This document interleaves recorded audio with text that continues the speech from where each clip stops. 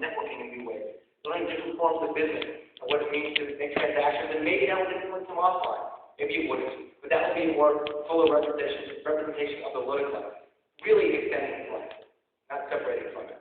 Let's look at the flip side, the Philly Jim, the reporter. Again, the idea that it's a joke to be a reporter in Second Life, there are many reporters in Second Life, and only to show a few.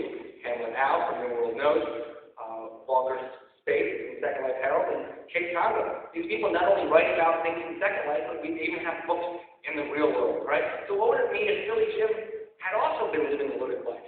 If he was actually getting to do things in Second Life, to report, maybe about sport-type activities, and that would change the way he thought about himself and his work possibilities. These are things that we know happen all the time. Originally, when I saw this episode of Second Life, of The Office talking about Second Life, especially after the CSI episode, I thought, wow, they got it. They really got it. Now when I'm thinking about the way that they only see a clear line between play and life, I realize actually they don't get it at all. The Luddites life is completely missing.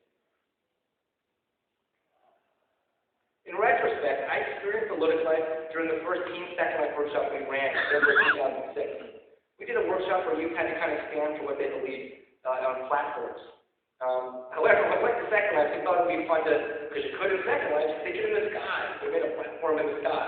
So what happened? Everyone started falling off. We kept insisting to keep it up in the sky because we were bringing what we knew. The rest worked, right? But as the people kept falling off, the teams built a dome underneath to catch those that were falling, and then they built a dome above to prevent all the creepers from coming in.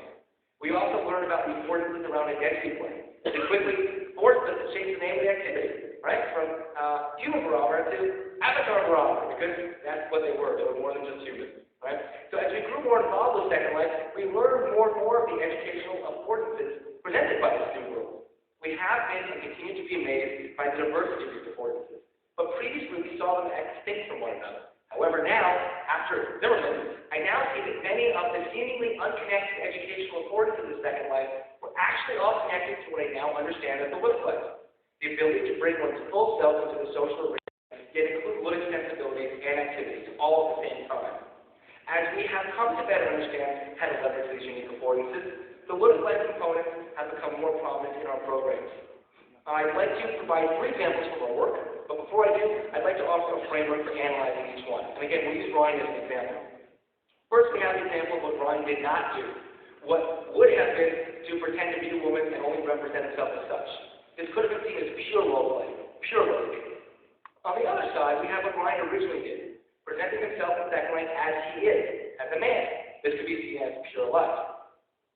Finally, we have his avatar portrait, in which he presents himself as a female, but doesn't hide his maleness. This is smack dab in the middle of the Luddites life. And when we add numbers to it, we can use this to evaluate and locate other projects from 1 to 5. So, for the first example, let's talk about our event earlier this year with Professor Henry Jenkins from MIT. And rather than explain it, I'll just show you some of the videos. Give a round of applause and shout out some whoops, and welcome Henry Jenkins, Professor Dumbledore, to our Harry Potter party. Happy to be here. You know, yeah. Oh, very good. I think virtual worlds are one of the most exciting developments in digital culture in recent memory, and I have been spending a lot of time thinking about and looking at virtual worlds. I think I'm definitely excited by what little kids can see and do with virtual worlds. Thank you, Henry. So with that, let's get back down to the dance floor. We'll dance to some Wizard Rock song, and we'll come back and we'll talk with Henry about social justice and Harry Potter. You know the magic words that you need to say. Music comes from the record you intend to play. Put on your Lord Carolina. I'll do the trick. Yeah. So Henry was able to step into the very subject of the talk, Harry Potter fandom. Now, we could have simply streamed in and talked about Henry, talking about the subject in which he talked about Harry Potter fandom, described the Wizard Rock, and so forth.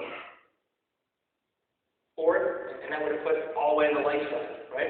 Or inversely, one can imagine a Harry Potter virtual world that we would someday, in which teens pretend to be characters from Rowling stories and go to a Wizard Rock nightclub. That would be pure Ludic. But something different happened, right? Second Life allowed us to combine real life, a professor appearing as a professor, addressed in a real-world subject, with an audience that, through their preparations, became proof of its very thesis, right? At the same time, the play elements. Henry as Dumbledore, meeting in a Harry Potter set designed for the talk, for teams who created the set, the avatars and outfits and the props, to dance to fan music about Harry Potter. So where does that put the Harry Potter dance party of good and evil? Right smack in the middle, in the Living Life. A second event was also a presenter in Second Life, but the way in which it was done was quite different. The subject was Luis Moreno-Ocampo, the chief prosecutor of the International Film Report, speaking about his work. We controlled an avatar with his likeness before a virtual podium in an open-air amphitheater, projecting the scene onto a wall he could watch. But it was essentially just